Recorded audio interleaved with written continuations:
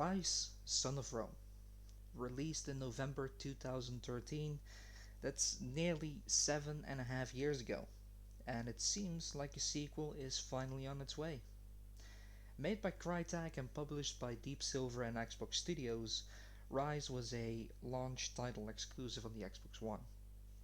Ryse got terrible reviews for quite a big game, quite undeservingly if you ask me. The game looked stunning. In fact, the first 4 years after the release of Ryse, I haven't found a single game that looked as good or better than Ryse did. I, for one, thought Ryse ticked enough boxes to end up on my wall right here. Furthermore, Ryse had a decent, although small story, and quite a fun endgame mode that admittedly lacked a little bit of depth. However, Ryse did quite a lot of good things when it came to details in Roman warfare, as well as how the story progressed in the little time the story had. Now, about a week ago, maybe longer, Nick Baker confirmed hearing rumors of Ryse 2 being in development and stated that the game won't likely be an Xbox exclusive, unlike its predecessor. Nevertheless, today we are going into Ryse Son of Rome, look at its flaws and how to potentially improve on them. Now let's get started. First off, the story mode. Like I mentioned in the intro, the story was really fun and had quite some good details. You could, however, complete the story in a single day if you really wanted to. The biggest issue is that the story needs to be a good 2 or 3 times longer without lacking in details or well thought boss battles. One thing the game should definitely keep as well, upon expanding on what they already did, is keep its linear story. Too many games dabble into being an open world, and quite frankly, Ryse doesn't need to be an open world game. Please do not make Ryse 2 an open world game. Secondly, we got the arena. The arena was really fun, but after 15 minutes, you'd have seen it all. While every level had their fair share of mechanics to work through, it pretty much all worked the same. The arena could have used those main story mechanics of Elysian pushing through a rain of arrows as you would try to get closer to the enemies without losing too many soldiers. It could have worked with some of the tactical options that the story provided in some of its early chapters, where you have to place archers or legionnaires in strategic places to efficiently take down hordes of barbarians. Personally, I think it would have given the depth the arena needed to truly make it worth grinding, just simply implementing things the game already had in a different game mode.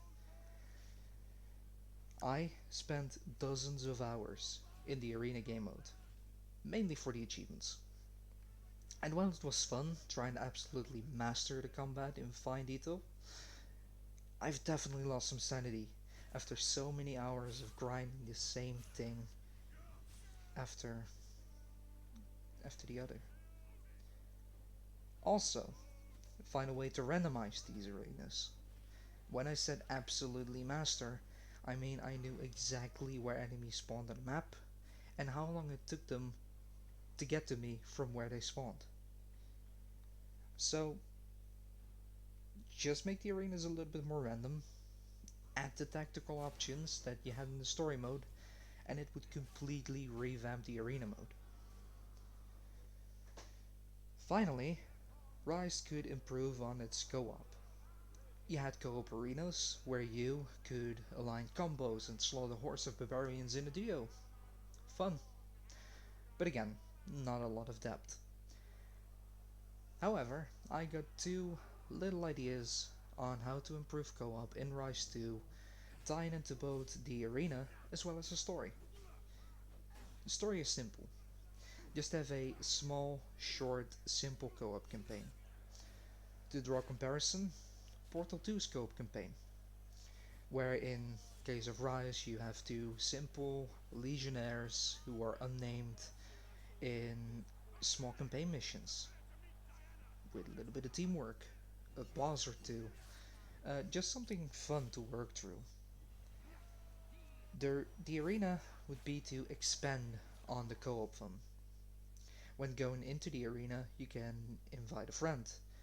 The friend in your arena can't place the units like we discussed before, but he can command a few units, just a small unit of soldiers, or tell a couple of archers to fire arrows, similar to how you would be able to do in the arena, um, but just not as big as grand as you can do in your arena, making the game kind of fair and not too chaotic. I think that these few ideas would go a long way in prolonging a game that was so much better than its initial reviews foretold. You can keep the old gear score system for the arena, you can keep the endless mode, which were a part of Ryse 1. I don't think you need to change anything on those two to make them work, but the arena, as well as the story, they need to be bigger and grander. What Treyarch did for Ryse 1 was all good. Now it's time to expand. Now let me know what you think of these ideas. Are you excited for Ryse 2? And what did you think of Ryse Son of Rome?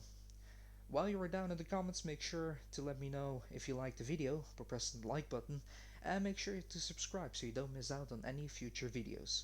Check out our streams on mmdgaming.tv and our articles on mmdgaming.com, links in the description.